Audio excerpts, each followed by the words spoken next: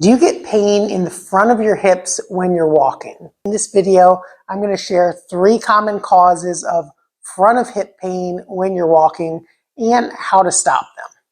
So the first cause that we're going to look at is actual sources within the joint. So that can be either the hip joint itself, which is a ball and socket joint, or the labrum, which is cartilage that surrounds the hip joint, deepens the socket, and makes the joint a little bit more stable. But the most common type of hip pain that you would get when you're walking comes from actual compression on the hip joint. For example, if you have hip arthritis. When your pressure is on one leg when you're walking, you've got all the pressure kind of pushing through that ball and socket joint. But because of the way that the socket is oriented, if your pelvis tips down like that, or if your thigh rotates inwards, that narrows the space in the joint and can cause more pressure on the hip joint. Now, fortunately, you do have muscles on the outside of your hips, your gluteus medius and your gluteus minimus, that help offload that pressure and take some pressure off the joint. So if you are walking and your pelvis falls to the side like that, it's going to put more pressure on your hip joint. Additionally, if your thigh internally rotates, it's also going to put more pressure on the hip joint. So you need to be able to stay on one leg without your knee going inwards or without your pelvis dropping to the side. And so a good exercise to practice that is simply just to practice standing on one leg with your pelvis level and keeping your knee neutral, not letting it twist in that way. Now, if you have some weakness in the outer hip muscles, that may cause the groin pain, and it may be hard for you to walk without letting your knee go in that way, or even just to stand and balance without letting your knee go in that way. And that's where using a cane can be helpful, both for the exercise of standing on one leg, as well as walking.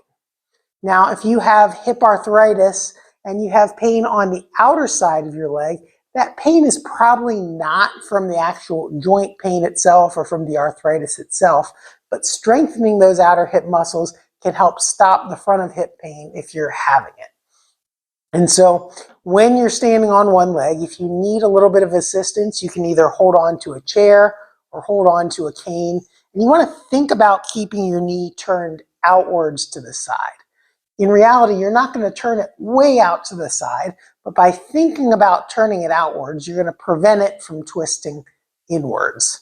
Additionally, you want to focus on keeping your belt line level, so you're turning the knee slightly outwards and keeping your belt line level with the floor. Now, when you're walking, if you have trouble, you can start out by using a cane, and you want to hold the cane in the opposite hand of the side that you're having the pain on, and move the cane at the same time as the sore leg. And that sounds counterintuitive, but what that does is it actually assists the muscles on this side of the hip so that you're not dropping down to the side and pinching the hip joint. So that's the first cause of hip pain, and how you stop it is by strengthening your gluteus medius and gluteus minimus, and in the short term until they get strong enough, by using the cane. Now, the second cause is a muscular cause, and that's from the hip flexors, the muscles that run in front of the hip. You have the iliopsoas muscle, which runs actually from your spine down through the hip and attaches to the hip joint. And that can actually put some pressure on the nerve roots in your back, some of which, the upper nerve roots, the L1, L2, L3, can refer pain down into the front of the hip. But the actual muscle source is from that iliopsoas tendon, as well as one of your quadricep muscles, your rectus femoris, which attaches right above the hip, can also cause pain in the front of your hip when you're walking.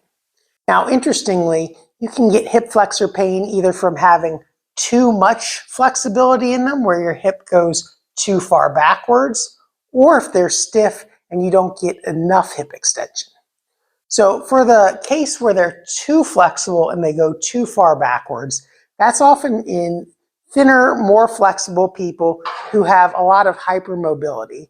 And typically you would get that if you take really long steps when you're walking and your leg goes way behind you.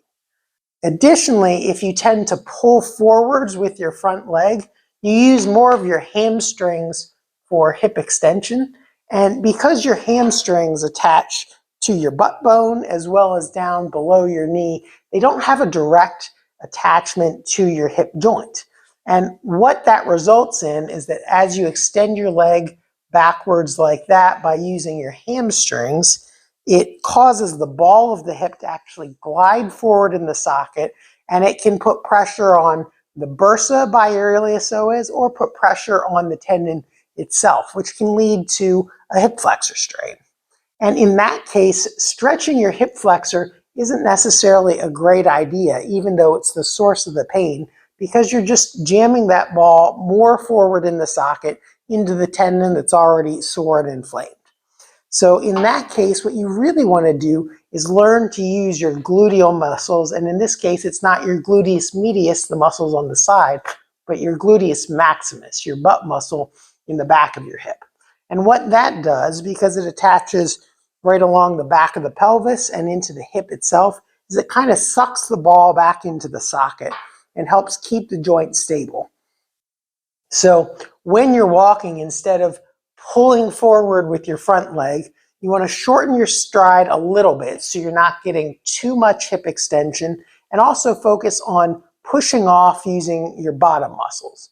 So pushing off your toes, squeezing your glute muscles to push yourself forward, and taking slightly smaller steps. So instead of pulling forward like this and going into a lot of hip extension, you're taking a slightly shorter step and pushing off of the toes of the rear foot while squeezing your bottom muscle. So that's the second cause of front of hip pain when you're walking. Now, the third cause is also from your hip flexors, but in this case, it's from them being too stiff.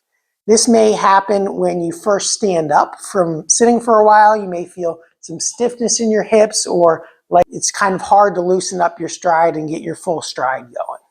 In that case, the hip pain isn't usually super sharp, but it may just feel stiff or achy in the front parts of your hip. And in that case, you do want to stretch the hip flexors. So an easy way that you can do that is standing with one leg backwards, and this is the hip that you're going to be stretching.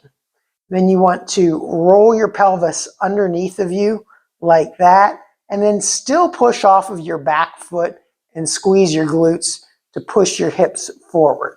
And in this case, you're going to get a little bit of a stretch on the front of the hip and feel that hip flexor stretch. And ideally, you want to hold that for about a minute. So you'll hold that position and get the stretch in the front of the hip flexors. And then when you go to walk, you still want to focus on pushing off using your glutes and pushing off the toe of the rear foot. So to summarize, the three causes of hip pain are weak hip abductors, which can cause joint pain, having too much hip extension, where the ball of the hip glides forward in the socket and can bump into structures in the front of the hip.